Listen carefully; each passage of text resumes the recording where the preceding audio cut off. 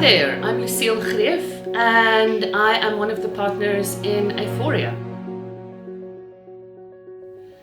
Enneagram 6, our Vigilant questioners, also known as our skeptics, the devil's advocates of the Enneagram. Here the core motivation is to try and survive in a very scary and unsafe world. And part of what I'm trying to do is I'm trying to figure out how to make good things happen by preparing for the worst and being clear on who and what I can trust. Now, to truly understand the 6, we need to understand the 3 different flavors of Enneagram 6 because they are very different. The self-preservation 6 is the warm 6, someone who finds safety by building strong relationships and being warm and kind. It's that idea that if something scary happens, like a lion that's attacking our tribe, it will eat from the edges, those weirdos. The Enneagram 4s will probably be on the edges. And by the time it gets to the middle of the tribe, the lion's stomach will be full and I'll be safe. The warm 6 places myself in the middle of the group and the middle of the tribe as a way of maintaining safety. The social 6 is called the cool 6.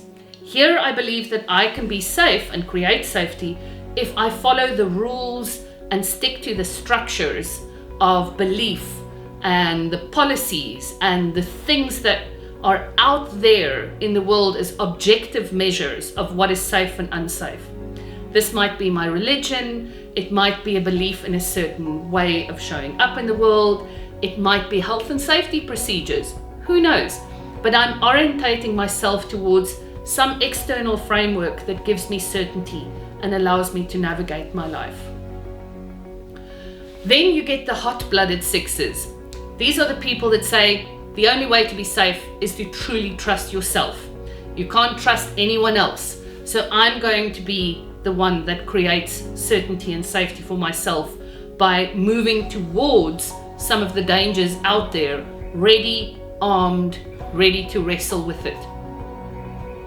So you'll see I've described 3 very different personalities almost, but what they have in common is this idea that if I let my guard down, bad things will happen. And inside the mental world of the Enneagram 6, this is really the story that plays out. It's like the old 80s Paula Abdul song, 2 steps forward, 3 steps back. Enneagram 6 brains go, should I do this? Should I not do this? What could go right? What could go wrong? How do I make another plan? How do I improve the plan? What are the risks?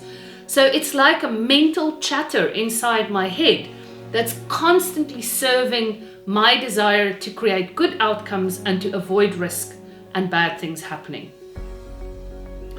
This means that trust is also very high on my radar. I'm constantly looking at the relationships around me and saying, can I trust you? Are you still trustworthy? Especially in relation to authority figures in my life. I'm saying, are you still a consistent and good authority figure? Can I test that a little bit? Can I poke my leader to check whether they're saying the same thing today as they said yesterday? Enneagram 6s in leadership positions offer wonderful strengths. One of them is that they are incredibly loyal and natural team players. So what we'll see is that Enneagram 6s enjoy the process of forming teams and making sure that the team stays connected. That way I know where everyone stands. They're willing to trust others with some tasks and see task completion as a collective process more than something that I need to do myself. Enneagram 6s are also really good at risk management. I've worked with Enneagram 6 leaders that are known as the prophets in their organizations. They somehow are able to predict what's going to go wrong. And because of their way of thinking, they're mentally prepared to respond to crisis situations. They've already lived it in their heads. So when the actual bad thing happens, they're quick to respond, they know what the next step will be. That creates a lot of calm and certainty when things are going off kilter. In their risk evaluation process, Enneagram 6s also take cognizance of quantitative and qualitative data. They don't just obsess in one kind of data. How many kinds of data can I use to inform what I need to do next and my plans? And that's the last superpower we'll focus on here for Enneagram 6s. They're great at planning. They naturally create different scenarios, and often in the strategy world are natural scenario planners, but they don't necessarily go into spaces unprepared, uncertain of what is expected and how to show up there. They've made the plan and they're following the plan.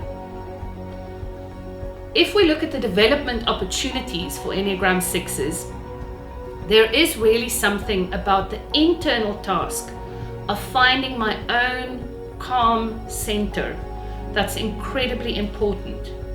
If I can create certainty inside myself, I don't need to consult with so many people to check whether I'm making the right decision. I don't have to go to as many data points to find a way forward. That kind of inner certainty can help me fast track decision making, which is often where Enneagram 6s get stuck, in slow, indecisive decision making. I'm trying to prepare for so many scenarios that I almost wrap myself up in a place where it's very hard to move at all. It might be simpler than you think it is. That means we need to make decisions, let go of some of the data points, and just move forward. In obsessing about who I can trust and who I can't trust in teams, I might also sometimes project some of my own uncertainties onto the people that I work with. And this can be really dangerous.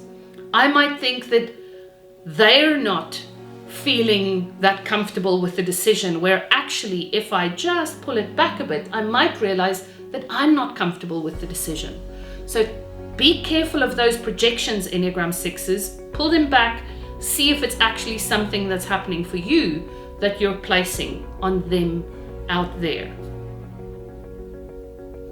The journey for the Enneagram 6 is from getting stuck in fear and anxiety into the place of finding courage and certainty. Some of the most courageous leaders I know are Enneagram 6s. If you can see what might go wrong and you're still willing to act and move things forward, that's a beautiful gift to a team. So bring your courage, don't get stuck in the fear, and we can all work together to create the good outcomes that I know you so long for.